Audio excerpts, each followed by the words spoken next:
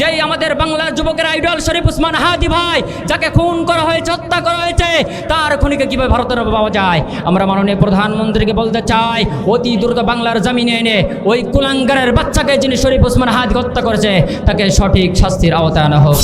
মুসলমানদের, পুরুষদের ঈমানকে নষ্ট করার বড় হাতিয়ার হলো মহিলা মানুষ। আমার ঘরের ভিতরে সুন্দর নারী আছে, এই সুন্দর নারী দিয়ে তার ঈমানকে আমি ধ্বংস করিয়ে ফেলবো, তাকে আমি বেঈমান বানিয়ে ফেলবো। আজ আমাদের যুব সমাজ নষ্ট হয়ে যাচ্ছে।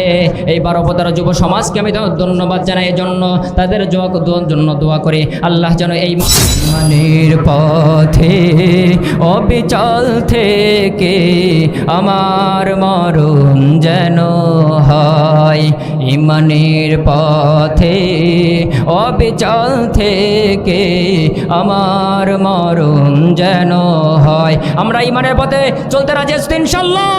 আমরা জীবন দেব, কিন্তু করে বাতিল শক্তির কাছে পড়ছ আমরা মাথা নত করবো না, ঠিক কিনা? আমরা মুসলমান যদি বাঁচতে চাই 1 ঘন্টা বেঁচে থাকবো, কিন্তু 1 ঘন্টা সে বিড়ালের মতো ম্যাউ ম্যাউ করে বেঁচে থাকার দরকার নয়, সিংহের মতো 1 ঘন্টা বাঁচতে হবে, ঠিক কিনা? এই কথা আমাদের আল্লামা সাঈদী সাহেব বলেছিল, কথা বলেন ঠিক কিনা? আমরা জানি আমাদের আল্লামা সাঈদীকে তারা জুডিশিয়াল ক্লিকের মধ্যে হত্যা করেছিল, কথা বলেন ঠিক কিনা? তিনি ঈমানের পথে অবিচল ছিলেন। ঈমানের পথে অবিচল থাকার কারণে দীর্ঘ 13 বছর জেল জুলুম অত্যাচারের শিকার হয়েছিল। তারপরে স্বৈরাচার হাসিনা তাকে জুডিশিয়াল ক্লিকের মধ্যে হত্যা করেছিল। আমরা মাননীয় প্রধানমন্ত্রী তারেক রহমানকে, যেহেতু মিডিয়া আছে, এই জন্য জানাতে চাই, মাননীয় প্রধানমন্ত্রী শেখ হাসিনার বাবার খুনিকে বিদেশ থেকে বাংলার জমিনে বিচার করতে পারে, আমরা আপনার প্রতি বিশ্বাস রাখি। এই 16 কোটি বাংলাদেশের সকল মুসলমান আপনার প্রতি আস্থা রাখে, আপনার প্রতি বিশ্বাস আছে, আপনিও পারবেন ওই স্বৈরাচার হাসিনাকে বাংলার জমিনে তাকে ফাঁসির কাছে চলতে না, ঠিক কিনা? মিনাল বায়ানি মা লাম ইয়ালাম ফাসুবহানাল্লাযী লা ইহসা ইমতিনানুহু বিল লিসানি ওয়ালা বিল কলাম ونشهد أن لا إله إلا الله وحده لا شريك له وأشهد أن محمدا عبده ورسوله أما بعد فأعوذ بالله من الشيطان الرجيم بسم الله الرحمن الرحيم ولنبلونكم بشيء من الخوف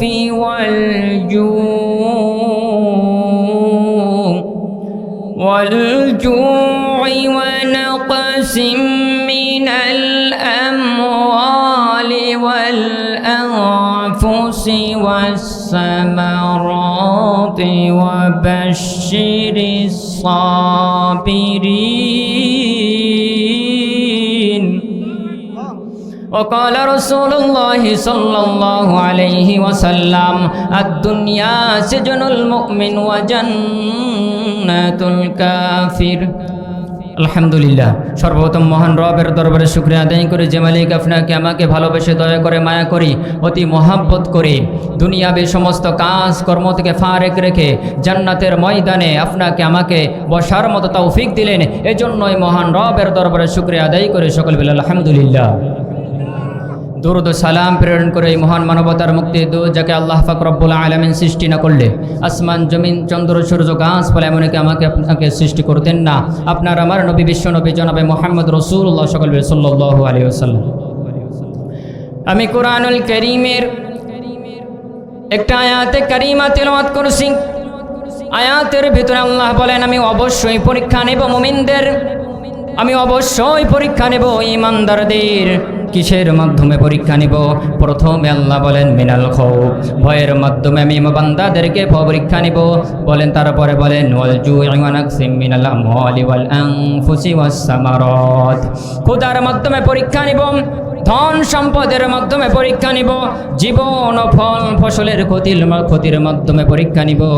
আর এই সকল পরীক্ষার মধ্যে যারা ধৈর্য ধারণ করবে, সবর করবে, আল্লাহ বলেন তাদেরকে অবশ্যই সাবিরিন, ধৈর্যশীলদেরকে সুসংবাদ জানিয়ে দাও। এটা নতুন কোনো বিষয় নয়।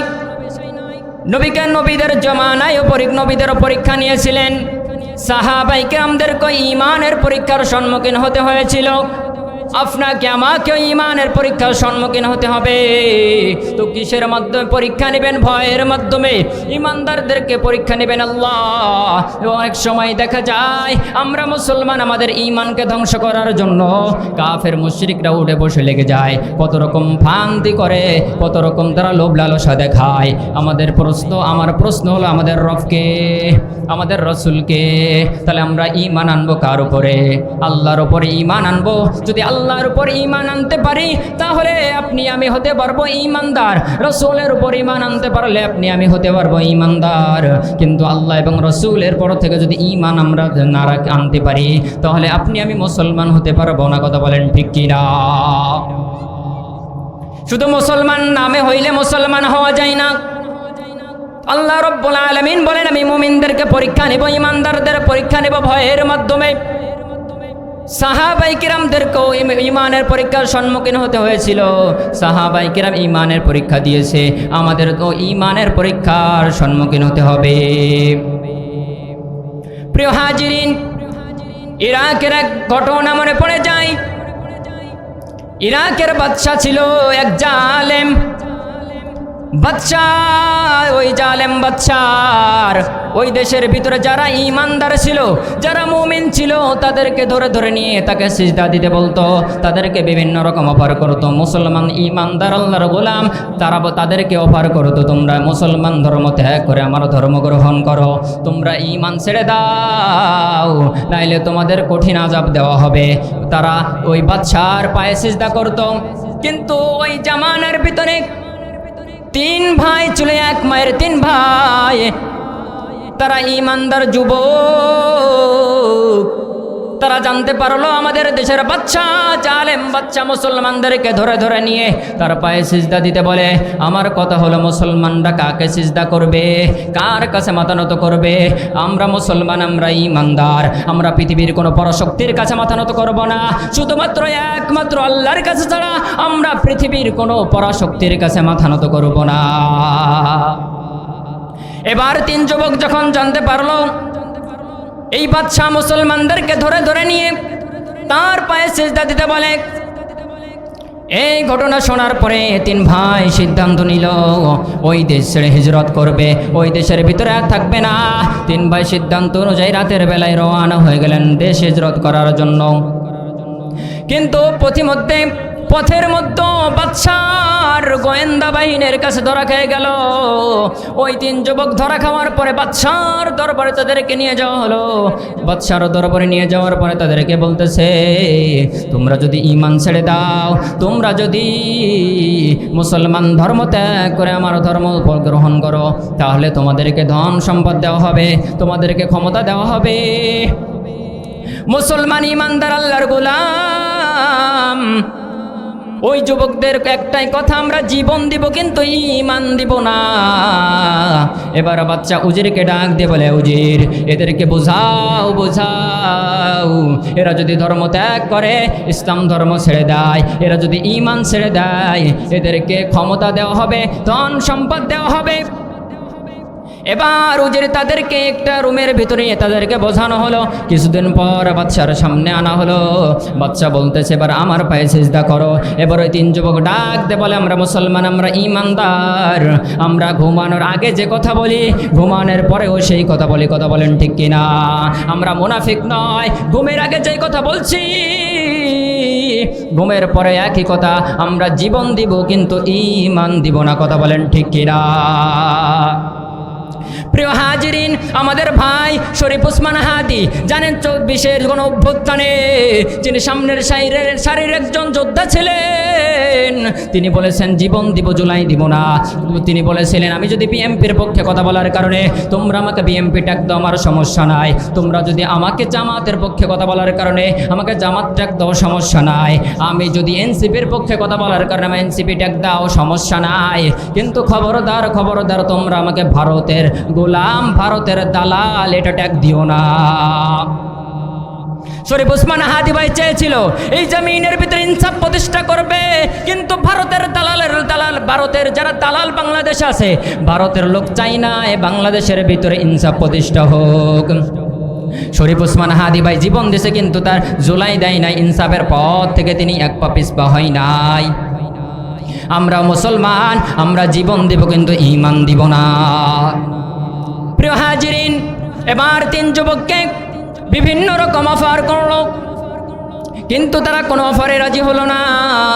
এবার বাদশা বলল, এ আমার উজির, বড় বড় ডেকের ভিতরে তেল গরম করো। বাদশার আদেশে তেল গরম করা শুরু করা হলো। তেল গরম করার পরে এবার প্রথম বড় ভাই এবং মেজ ভাইকে উত্তপ্ত তেলের ভেতরে ছেড়ে দেয়। ছেড়ে দেওয়ার সঙ্গে সঙ্গে হাড় থেকে মাংসগুলো আলাদা হয়ে যায়। এবার ছোট ভাই কান্না করে। বাদশা মনে করতেছে ভয় পেয়ে গেছে, কিন্তু যুবক ডাক দিয়ে বলে, আমি তোমার ভাইয়ের মৃত্যুর জন্য কান্না করি না, আমি তো কান্না করি এই জন্য, আমি যদি বেঈমান হয়ে যায় আমি আল্লাহর কাছে কি হিসাব দিব। পিছন থেকে মন্ত্রী, অগ্নি পূজক মন্ত্রী ডাক দিয়ে বলে, বাচ্চা 2টা ভাইয়ের তো মেরে ফেললেন, তারা ঈমান ছাড়ে নাই, যদি এইটাকে মেরে ফেলেন এরা মুসলমান, এরা জীবন দিবে কিন্তু ঈমান দিবে না, এর ওর চেয়ে বেশি ভালো হয় আমার কাছে দিয়ে দাও, 40 দিন সময় দাও, একে আমি বেঈমান বানিয়ে ফেলবো। বলতেছে কিভাবে বেঈমান বানাইবা? বলতেছে মুসলমানদের, পুরুষদের ঈমানকে নষ্ট করার বড় হাতিয়ার হলো মহিলা মানুষ। আমার ঘরের ভিতরে সুন্দর নারী আছে, এই সুন্দর নারী দিয়ে তার ঈমানকে আমি ধ্বংস করিয়ে ফেলবো, তাকে আমি বেঈমান বানিয়ে ফেলবো। আজ আমাদের যুব সমাজ নষ্ট হয়ে যাচ্ছে, এই 12 যুব সমাজকে আমি ধন্যবাদ জানাই, এই জন্য তাদের জন্য দোয়া করি, আল্লাহ যেন এই মাহফিল সিলাই করে তাদেরকে দিনের পথে অটল রাখেন। যেই সময় বাংলাদেশের যুবকেরা গান বাজনার কনসার্টের দিকে ধাবিত হচ্ছে, সেই সময় 12 যুবকরা প্রমাণ করে দিল ইসলামের আয়োজন করে যে আমরা ইসলামকে ভালোবাসি, আমরা কোনো গান বাজনাকে ভালোবাসি না। হে প্রিয় হাজিরিন, যে কথা বলতেছিলাম যে ওই যুবকদেরকে এবার ঈমানের পরীক্ষা নেওয়া হলো, তারা 2 ভাইকে আগুনের ভেতরে দেওয়া হলো, কিন্তু তারা জীবন দিছে, ঈমান দেয় নাই। কথা বলেন ঠিক কিনা? যেহেতু সময় সংক্ষেপে আমার আলোচনা শেষ করেছি, ঈমানের পথে অবিচল থেকে আমার মরণ যেন হয়। নারায়ে তাকবীর, নারায়ে তাকবীর। বিশেষ বক্তার আগমন, শুভেচ্ছা আসসালাম, বিশেষ বক্তার আগমন, শুভেচ্ছা আসসালাম, লোকমান হোসেন সাহেবের আগমন, শুভেচ্ছা আসসালাম, নারায়ে তাকবীর।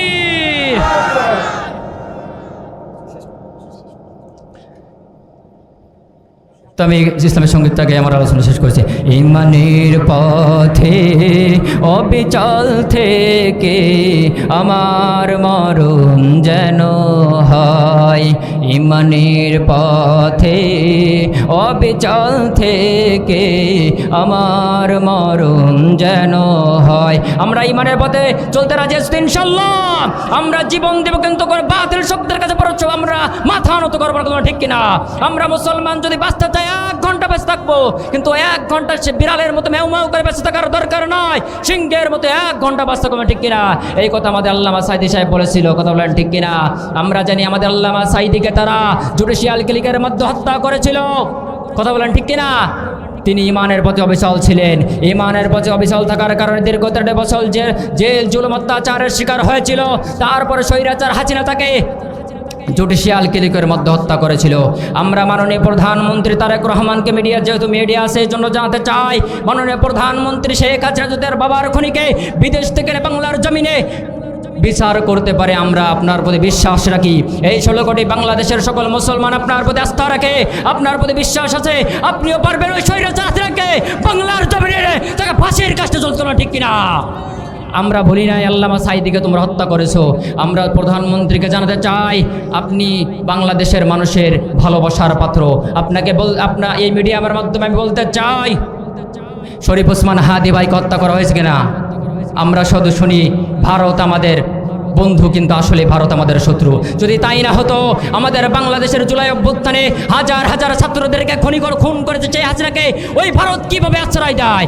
আমার প্রশ্ন হলো, যেই আমাদের বাংলার যুবকের আইডল শরীফ ওসমান হাদি ভাই, যাকে খুন করা হয়েছে, হত্যা করা হয়েছে, তার খুনিকে কিভাবে ভারতের পাওয়া যায়? আমরা মাননীয় প্রধানমন্ত্রীকে বলতে চাই, অতি দ্রুত বাংলার জমিনে এনে ওই কুলাঙ্গারের বাচ্চাকে যিনি শরীফ ওসমান হাদি হত্যা করেছে তাকে সঠিক শাস্তির আওতায় আনা হোক। সম্মানিত উপস্থিতি, যে কথাগুলো বললাম, আল্লাহ রাব্বুল আলামিন আপনাকে আমাকে ইমানের